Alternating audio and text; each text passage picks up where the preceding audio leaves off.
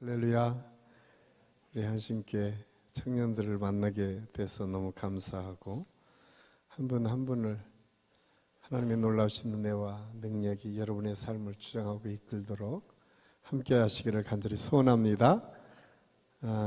이렇게 띄엄띄엄 앉으니까 너무 좋은가요? 이제 좀 이렇게 오밀조밀하게 앉는 것도 괜찮아서 사실 청년들이 이제 이렇게 좀 인사도 하고 우리 청년들이 누구가 좀 아는 관계들을 만들어가는 게 굉장히 중요한데 감사하게 우리 청년부가 이제 계속 한 분 한 분 이렇게 와서 함께 예배를 드리고 있는데 아는 체를 먼저 하는 청년부가 될 수 있기를 바랍니다.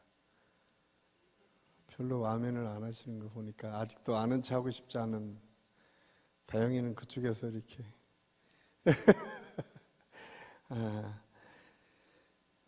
되도록이면 이렇게 좀 오밀조밀하게 앉아서 이렇게 좀 예배 드릴 때만이라도 좀 호흡하고 느끼는 것이 굉장히 중요한데 사실은 예배는 단순히 하나님을 향하는 것뿐만 아니라 우리 옆에 사람들과 호흡하고 함께 은혜를 나눈 것도 굉장히 중요하다 저는 생각을 합니다. 그래서 예배는 단순히 하나님께 우리가 집중하는 것도 중요하지만 우리 옆에 있는 친구들과 함께 하나님의 은혜를 나누고 하나님의 축복을 같이 느끼고 체험하는 것이 굉장히 중요합니다. 여러분은 지난 한 주 동안 어떻게 사셨습니까? 한 주 동안 살면서 여러분은 하나님과 얼마나 많은 동행을 하며 사셨습니까? 우리가 신앙생활을 한다고 하면서도 우리가 그리스도인이라고 고백하면서도 우리의 삶을 되돌아보면 하나님과 동행하는 시간보다는 내 생각과 내가 원하는 것에 더 많은 집중을 하고 때로는 하나님을 완전히 잃어버린 채로 살아갈 때가 더 많이 있는 것들을 경험하게 됩니다.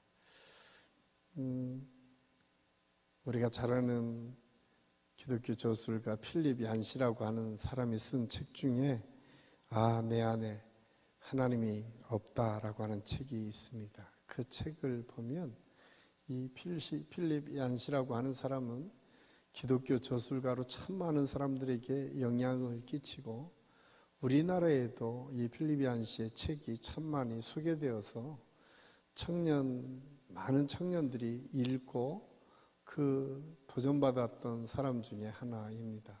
그런데 그 책 중에 대표적인 책이 내 안에 하나님이 없다라고 하는 책인데 그 속에 그리스도인의 신앙의 모습들을 이렇게 표현하고 있습니다. 저는 가끔씩만 당신의 세계를 생각하며 당신을 사랑하는데도 이 세상에서 별 문제 없이 살 수 있습니다. 어떻게 하면 이 두 세계의 삶을 하나로 묶을 수 있을까요? 변화의 가능성을 믿게 해달라는 것, 이것이 바로 저의 기도 제목입니다. 다 제 안에서 일어나는 일인데도 저는 변화를 감지하기가 너무 어렵습니다. 설사 변화된 모습이 나타났다 해도 마치 과학자들이 말하듯이 환경에 적응한 학습된 행동 같아 보일 뿐입니다. 어떻게 하면 당신으로 인해 제 본질과 본성이 변화되어 당신을 더 많이 닮아갈 수 있을까요? 그런 일이 가능하기는 할까요? 언제나 두 마음이 그 안에 있었던 것 같아요. 하나님께서 우리와 함께 하시는 것을 늘 느끼고 하나님께서 인도하시는 대로 살아가는 삶이 있는가 하면 그렇지 않은 삶이 있어서 언제나 갈등했던 것 같아요. 오늘 이 말씀은 사실은 사도 바울이라고 하는 위대한 믿음의 사람이 로마서에서 그렇게 고백하고 있어요.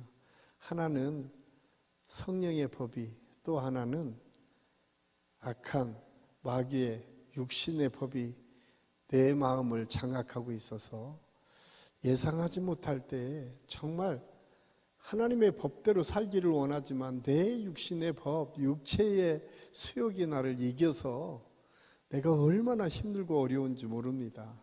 그러면서 그가 그런 유명한 고백을 하죠. 오라 나는 건고한 사람이로다. 누가 이 사망의 늪에서 나를 건져낼 수 있겠습니까?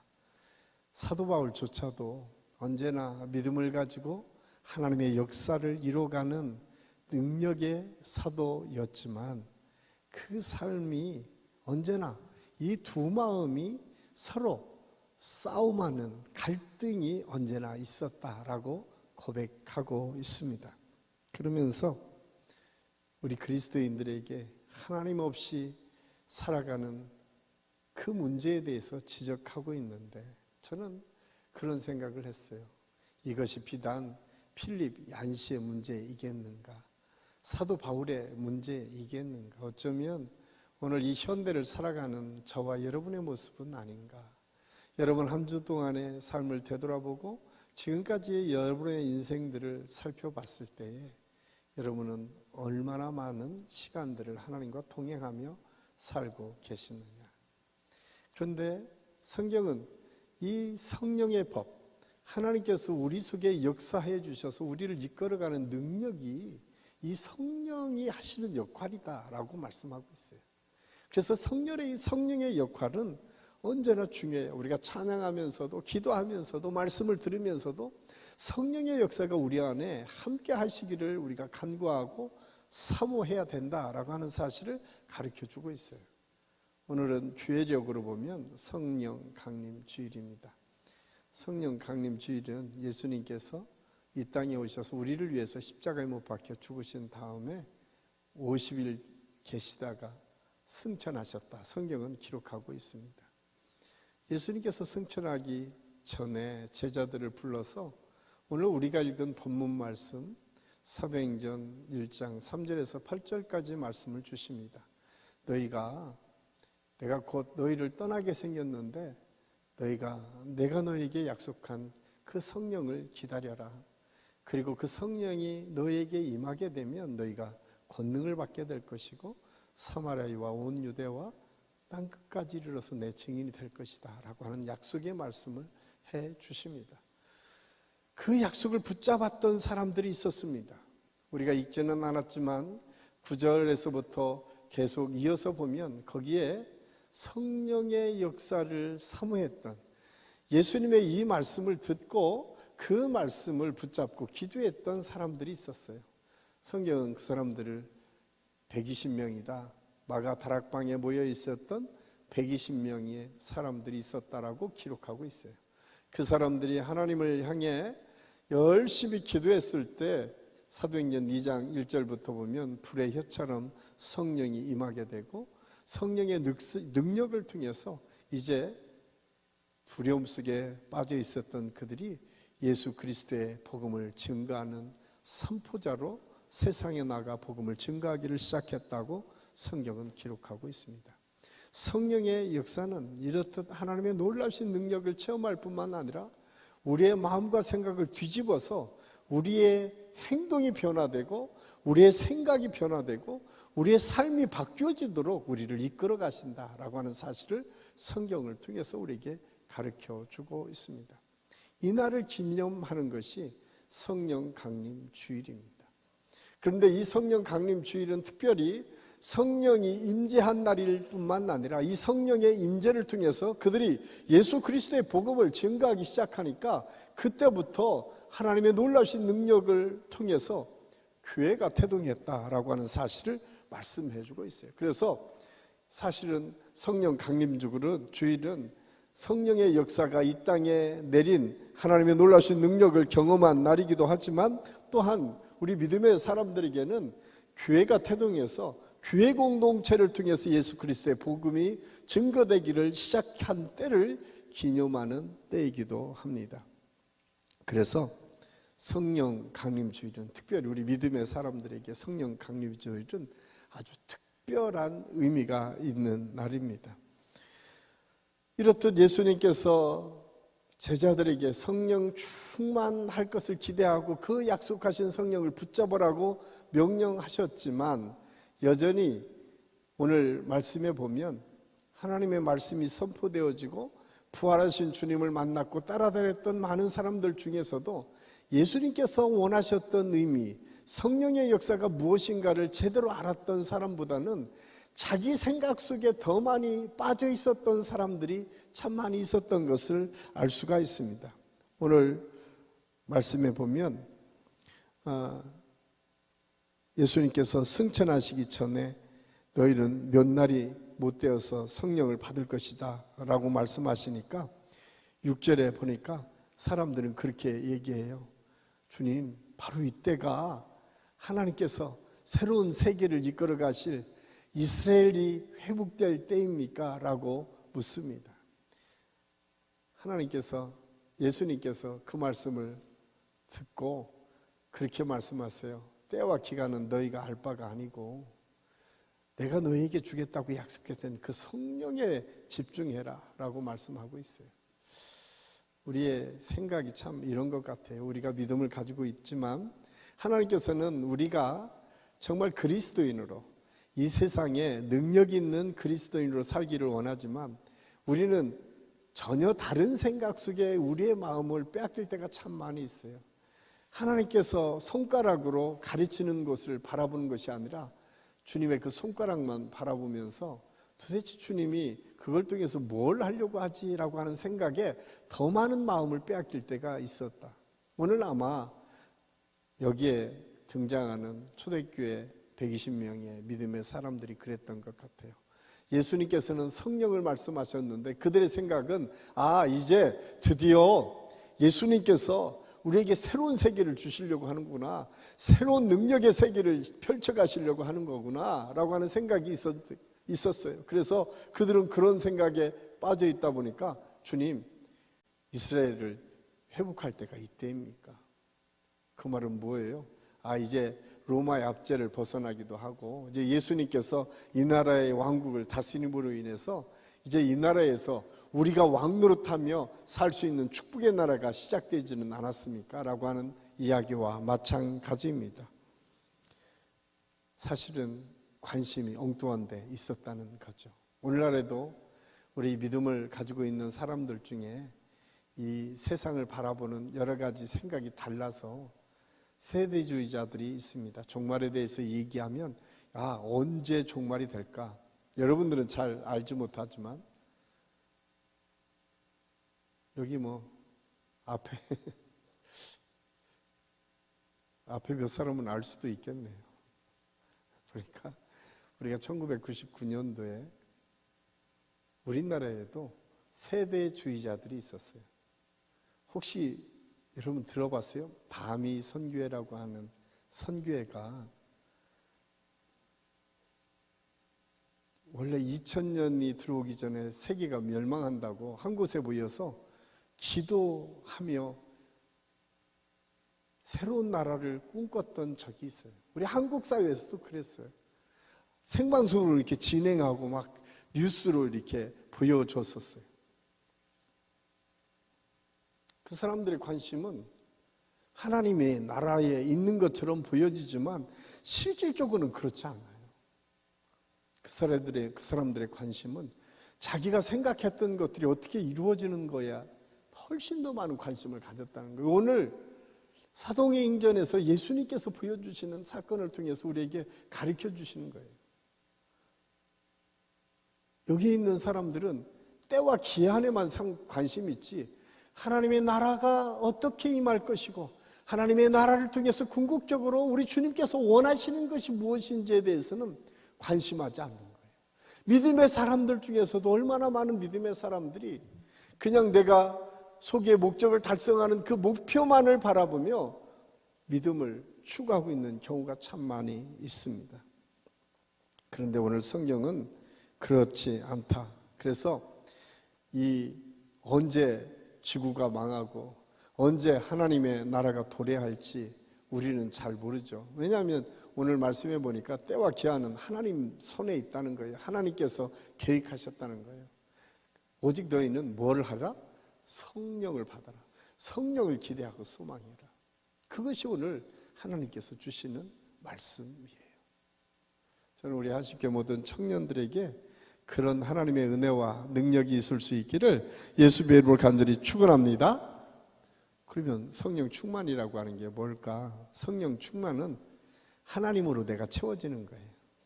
성령 충만은 뭐냐? 하나님의 사랑이 내게 부어져서 내가 누군가를 사랑하지 않으면 안 되는,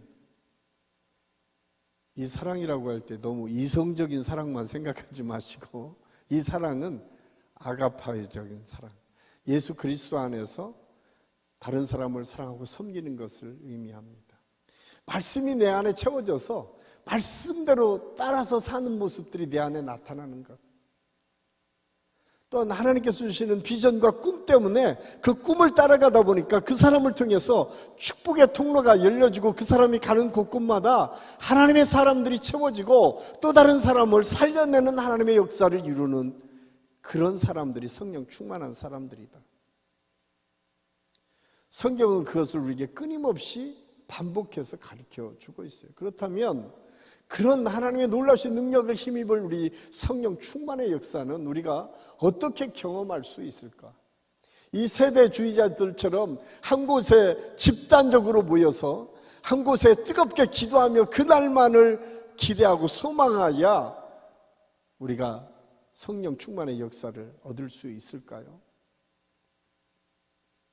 가장 먼저 성령 충만의 역사를 오늘 말씀하고 있는 것은 하나님의 약속을 붙잡으라고 말씀합니다.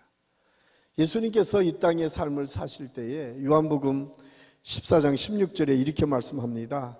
내가 아버지께 구하겠으니 그가 또 다른 보혜사를 너희에게 주사 영원토록 너희와 함께 있게 하리니. 여기에 보니까 보혜사 성령을 주시겠다고 하나님께서 약속해 주셨어요.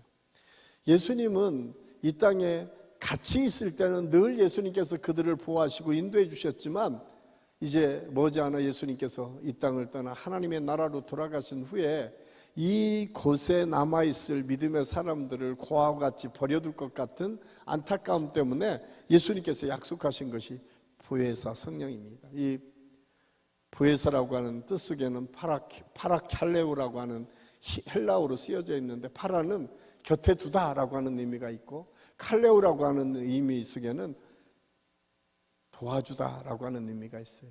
격려하다라고 하는 의미가 있어요. 그래서 이 파라칼레오라고 하는 보혜사 성령의 역할은 뭐냐면 우리 곁에 서서 우리를 끊임없이 돕고 섬기고 우리와 함께 해주시는 역사를 이루어가는 분이 보혜사 성령이다라고 말씀하고 있어요. 그런데 그 성령이 우리 속에 함께 하심으로 우리가 그 성령의 역사를 통해서 힘있게 살아갈 수 있는 능력을 경험하게 된다고 하는 사실을 말씀하고 있어요. 그래서 예수님은 그 성령의 역사를 너희가 기대하고 소망하라. 그런데 이 성령의 역사는 단순히 그냥 신약에만 있었던 게 아니에요. 구약의 수천 년 동안 많은 선지자들 통해서 하나님의 말씀을 통해서 계속 선포되어졌어요. 그 대표적인 사람이 구약의 요엘 선지자입니다. 요엘서 2장 28절 말씀에 보면, 여러분이 너무도 잘 아는 말씀이니까 이 말씀을 우리 함께 읽겠습니다. 그 후에 내가 내 영을 만민에게 부어주리니 너희 자녀들이 장래일을 말할 것이며 너희 늙은이는 꿈을 꾸며 너희 젊은이는 이상을 볼 것이며. 유명한 말씀이죠. 이 말씀은 다시 사도행전에서 반복해서 다시 적용되는 말씀이기도 합니다. 성령의 역사가 강권적으로 우리에게 임하면 우리의 생각이 열려지게 됩니다. 새로운 이상을, 젊은이가 이상을 꿈꾸게 된다라고 하는 말씀을 하고 있어요. 그런데 오늘 여기에서 제가 이 말씀을 인용한 가장 중요한 것은 모두에게 이 성령을 부어주시겠다. 요엘 선지자는 만민에게 이 성령이 부어지겠다라고 말씀하고 있어요. 특별한 사람, 아니 대단하고 똑똑한 사람, 키 크고 또 잘난 사람, 좋은 학교에 다니는 사람, 아주 이 세상에서 뭔가 힘을 가지고 능력을 가지고 행할 수 있는 것처럼 보여진 사람들에게만 성령이 내려지는 것이 아니라 오늘 말씀해 보니까 모두에게, 그 성령을 사모하는 모두에게 성령이 부어질 것이다 라고 하는 사실을 약속해 주고 있습니다. 여기에 우리에게 희망이 있습니다.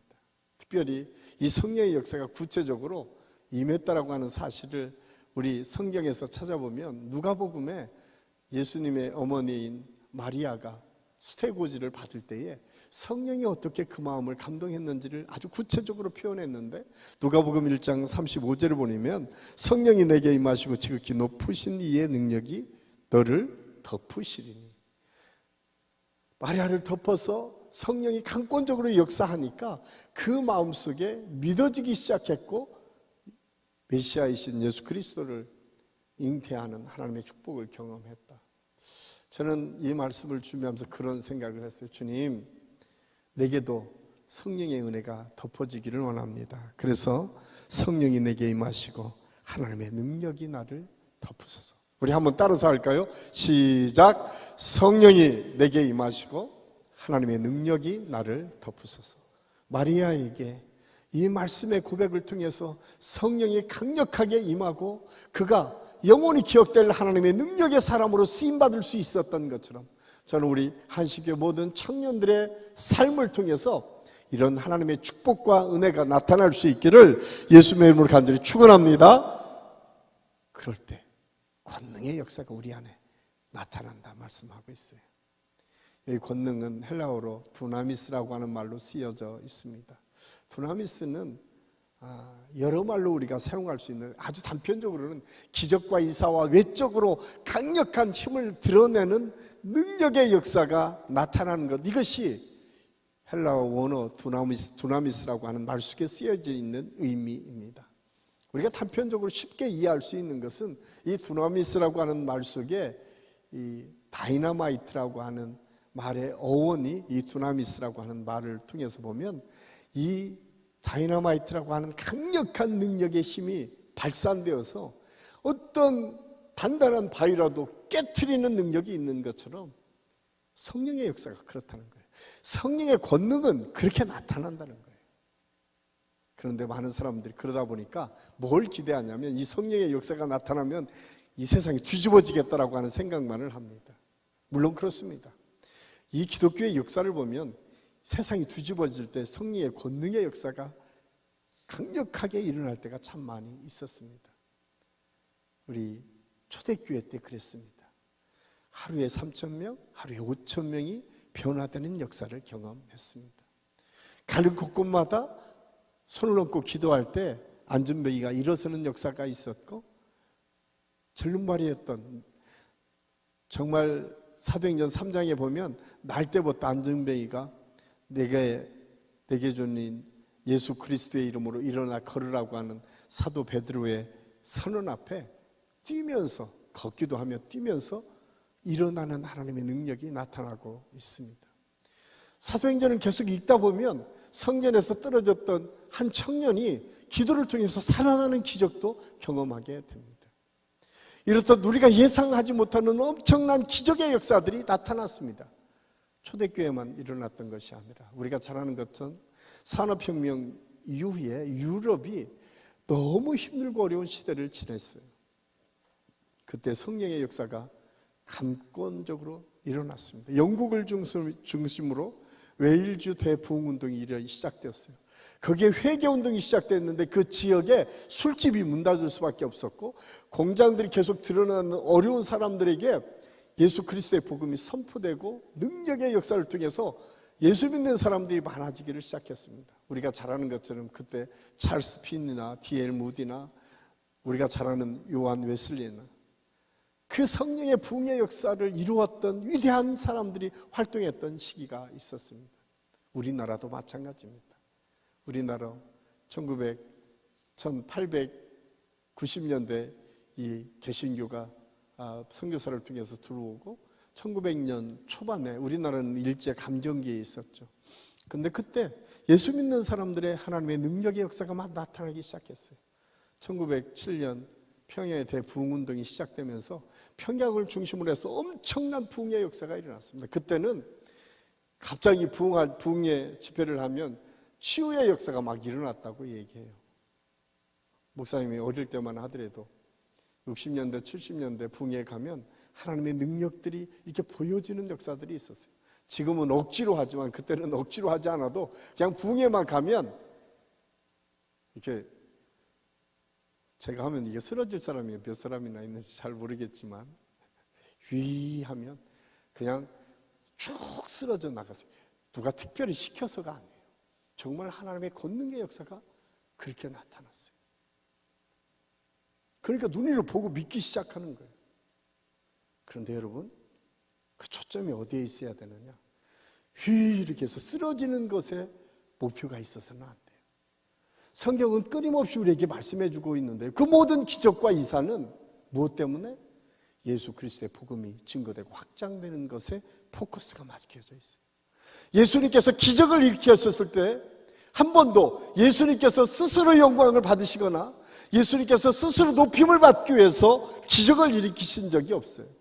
그 기적은 철저하게 주님의 복음이 증거되어서 생명의 구원의 역사가 있고 그 복음이 확장되는 것에 하나님의 관심과 하나님의 능력이 선포되었다라고 하는 사실을 우리가 잊어서는 안 됩니다. 그래서 오늘날 성령의 역사를 우리가 기대하고 소망하는 가장 중요한 것은 이 성령의 역사를 통해서 우리가 무엇을 기대할 수 있는가? 예수 그리스도의 복음이 계속 확장되어지고 날마다 예수 믿는 사람들을 통해서 그 인생이 변화되는 것을 꿈꾸기 위해서 기적과 이사가 성령 충만의 역사가 우리 안에 있을 수 있다고 하는 사실을 우리는 잊어서는 안 됩니다. 그래서 성령의 권능의 역사 첫 번째는 뭐냐면요, 여러분이 이 자리에 있는 게 기적이에요. 별로 기적 같지 않아 보여요.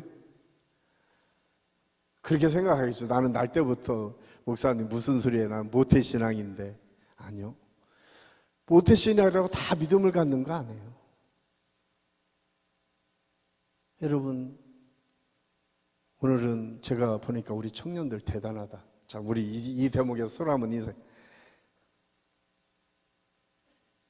우리 형제 자매 여러분이 대단하신 분이십니다. 우리 한번 서로 축복하세요. 별로 대단해 보이지 않으세요? 지금 연휴 기간이잖아요. 정말 놀러 가야 될 때잖아요.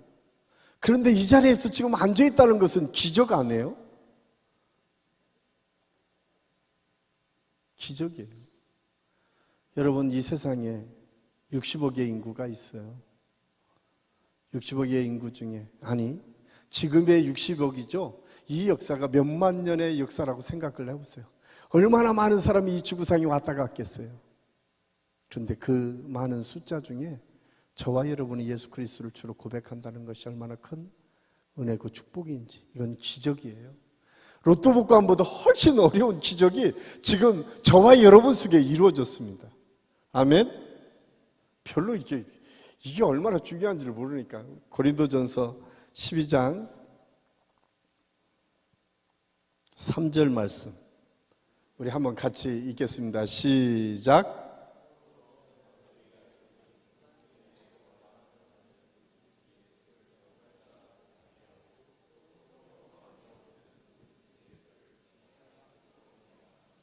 그렇습니다. 여러분, 누구든지 예수님을 주님이라고 하는 것, 여러분 여기 앉아있는 거 그냥 이루어진 것처럼 생각하지만 성경은 그렇지 않다는 거예요. 성령의 역사가 아니면 우리가 여기 앉을 수 있을 수 없다는 거예요. 성령의 역사가 아니면 저와 여러분이 예수님을 주로 고백할 수 없다고 얘기해요. 이미 예수 그리스도를 주로 고백하는 순간 우리는 기적을 이미 경험하고 있는 거예요. 그것이 오늘 성령이 너에게 임하시면 이라고 하는 이 말씀 속에 포함되어 있어요. 뿐만 아니라 성령의 역사를 통해서 우리에게 주시는 특별한 은혜는 성령을 통해서 분별할 수 있는 능력을 약속해 주고 있습니다. 우리가 이 세상을 살아가면서 참 많은 것들을 경험하게 돼요. 그런데 우리도 모르는 사이에 우리의 육체의 소욕을 따라서 아까 처음 제가 서두에 사도 바울의 이야기를 한 것처럼 이 두 가지가 매일매일 싸워져요. 그런데 이 놀라운 비밀을 깨달았던 사도 바울이 갈라디아서 5장 16절에서 이렇게 말씀하고 있어요. 우리 같이 한번 갈라디아서 5장 16절 시작. 내가 이르노니 너희는 성령을 따라 행하라. 그리하면 육체의 욕심을 이루지 아니하리라. 육체를 따라 살지 않는 방법이 뭐냐? 성령을 우리 마음에 모시면 성령이 우리를 이끌어간다는 거예요. 그런데 도대체 그럼 육체의 소욕이 뭘까? 그 밑에 보면 이렇게 기록하고 있어요. 이것도 한번 같이 읽겠습니다. 우상 숭배와 주술과 원수 맺는 것과 분쟁과 시기와 분냄과 당짓는 것과 분별함과 이단과 투기와 술취함과 방탕함과 또 그와 같은 것들이라. 저나 너에게 경계한 것 같이 경계하노니 이런 일을 하는 자들은 하나님 나라를 유업으로 받지 못할 것이요. 이 중에 여러분 몇 개나 해당해요? 저는 우리 한식교회 청년들은 해당하는 사람이 아무도 없을 것 같은데, 그런데 저도 보니까요 굉장히 많이 해당을 하더라고요. 분내기도 하고요, 다투기도 하고요, 시기하기도 하고요, 질투하기도 하고요, 당짓고 나누기도 하고요. 이게 우리도 모르는 사이에 우리 안에 속성으로 자리 잡고 있는 거예요. 이 육체의 소욕이 이렇게 우리를 언제나 지배하고 이끌어 가려고 한다는 거예요. 그런데 이것을 극복하는 극복하는 방법이 성령 충만이라는 거예요. 성령의 권능을 받아야 됩니다. 특히 젊은 세대에 얼마나 유혹들이 우리를 미혹하는지 몰라요. 그래서 우리가 성령을 구할 수 있어야 돼요. 성령이 나를 지배하고 이끌어 가도록 우리가 기도할 수 있어야 돼요. 저는 우리 한식교 모든 성도들이, 특히 우리 청년들이 이 기도를 통해서, 성령 충만의 역사를 통해서 분별력을 가지고 이런 육체의 소욕을 따라가는 자들이 아니라 성령의 역사를 통해서 성령의 9가지 열매, 거기에 보면 여러 가지를 설명하고 있지만 성령의 9가지 열매는 사랑과 희락과 화평과 오래 참음과 자비와 양성과 충성과 온유와 절제와 이런 것들이 우리가 있을 수 있다는 거. 어떨 때? 성령 충만하면. 저는 이런 은혜가 있기를 예수님의 이름으로 간절히 축원합니다. 모처럼 청년들 오니까 제 설교가 갑자기 길어졌어요. 이제 마무리하겠습니다. 그런데 이 모든 것이 어디에 집중한다고요? 예수 그리스도의 복음을 증거하는 데에 집중된다라고 하는 사실을 우리는 잊어서는 안 돼요. 저는 우리 한식교회 청년들을 놓고 기도할 때마다 그런 비전과 꿈을 갖고 있습니다. 하나님, 우리 청년들이 축복의 통로가 되게 하여 주시옵소서. 우리 청년들의 미래가 하나님의 능력의 사람을 통해서 저들이 가는 곳곳에 분별력을 가지고 그 시대를 변화시켜가는 능력의 사람들이 나올 수 있도록 인도하여 주옵소서. 특별히 우리 한신교회 청년들 때문에 그 사회가, 그가 들어가는 학교가, 그가 원하는 공동체가 하나님의 능력으로 바뀌어지는 역사가 있기를 원합니다. 제가 청년 사역하면서 늘 기도했던 기도 제목 중에 하나입니다. 여러분, 좋은 학교에 들어가는 것도 중요합니다. 그런데 여러분이 들어갔기 때문에 좋은 학교가 되는 기대와 소망을 가지십시오. 여러분의 공동체에, 좋은 공동체에 들어가서 여러분이 뭔가를 만들어낸 것 중요합니다. 그런데 여러분이 들어갔기 때문에, 여러분 때문에 그 공동체가 좋아지는 것들을 경험할 수 있었으면 좋겠습니다. 이것이 하나님께서 오늘 우리에게 주시는 비전과 꿈입니다. 뭔가 잘 돼 있는 것 때문에 그것으로 인해서 감사하고 그것 때문에 우리가 즐거워하고 행복해하는 것이 아니라, 안 좋고 힘들고 어려운 곳이라 할지라도 우리 한식교회 청년들이 가는 그곳에 예수 그리스도의 은혜가 나타나고 예수 그리스도의 능력이 나타나고 그들 때문에 하나님의 영광이 나타나는 것, 그로 인해서 주변의 사람들이 살아나고 하나님의 능력을 기대하고 소망할 수 있는 것, 이것이 성령의 역사를 통해서 이루어지는 하나님의 능력입니다. 초대교회 때부터 오늘 현대 교회에 이르기까지 성령의 역사는 끊임없이 이렇게 우리에게 말씀으로 함께 하시고 능력으로 함께 하시고 도전해 주시는 말씀들로 우리를 깨우쳐 주십니다. 마지막으로 우리가 함께 읽을 말씀,